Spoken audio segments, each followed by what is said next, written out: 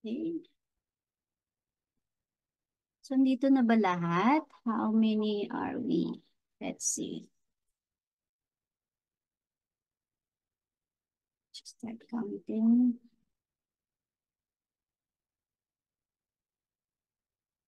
Check ko lang ha. Ayan, naka-open cam lahat.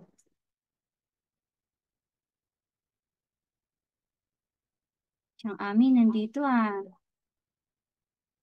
Okay. Hello, sis.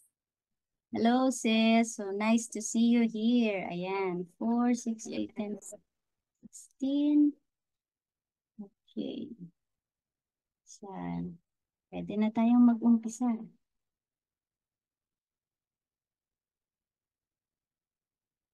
Ayan, si Miss Jane ng Batch 1 will be assisting me pagdating sa attendance. Yan.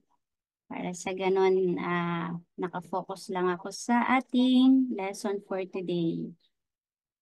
Okay, so we will be starting na para ano.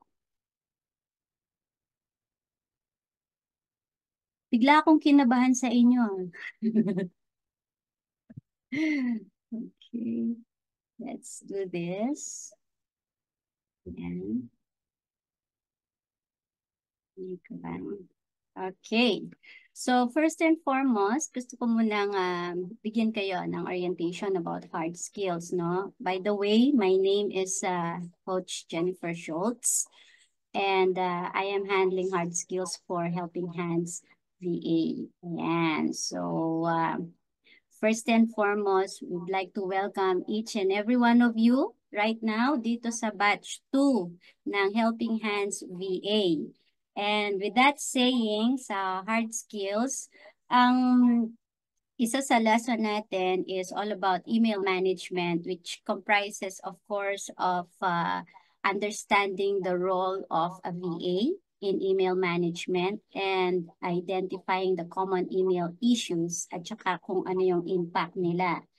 We will also discuss organizing emails and we will do some daily and weekly maintenance routines kung paano ninyo pwedeng gawin ito sa inyong mga future clients. And then I will be introducing some tools for you na pwede nyo ma-utilize in order to do things on a fast pace. No? And then lesson number 2 is all about mastering social media management. That includes, syempre, introduction and then setting up social media accounts in which I am very sure na most of you knows about Facebook, Twitter, Instagram, LinkedIn, TikTok, and so on. But we will only focus on some. Tapos, kayo na yung gagawa eventually. And then, we will be teaching you how to create and optimize profiles, no? At saka kung ano yung mga best practices for branding and consistency. Also, we will discuss about developing a social media strategy, no? This is very crucial as a VA, no? And then also about content creation and curation, types of content, yung mga text, images, videos, and stories, and then tools for creating engaging content. Some of you already know about Canva, so doon tayo magfo-focus. And then writing compelling captions and using hashtags, na? And then curation strategies. Tatakal natin yan. Engagement and community building. Yan. So, uh, and then some tools no na ipapakita ko sa inyo and which one I am using on these tools. We will have an output activity which is social media content calendar. Doon sa lesson number 1 natin, we will have an output activity which is all about email management. Bibigyan ko kayo ng persona and then you will do a schedule or a calendar in email management. What are the things that you need to do on that particular persona? And then lesson number 3 is all about lead generation.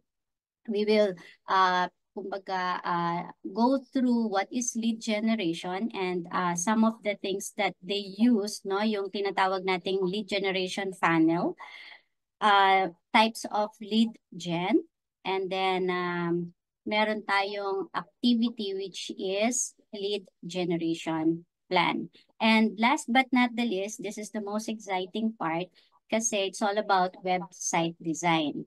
So, you will be learning about Canva, no? Pero dahil i-introduce, I think, ni Coach Cecil sa inyo yung Canva, so we will just pahahapyawan lang natin and then I will give you website design basics, website design template, and then customizing your website, and then finalizing and presenting the website design. Ang magiging output activity natin dito is yung inyong portfolio, kung paano ninyo siya magagawang website na hindi siya yung dire-diretso, but there will be landing pages. We will discuss that later on, no? So, those are the 4 main lessons, pero ito palang mabigat na. So, I hope your full attention and also your eagerness to learn all about this ay nandiyan, no? So, again, I would like to remind everybody to fill up the Google form para sa ganon ay meron tayong attendance for today, no? So let me just close this one.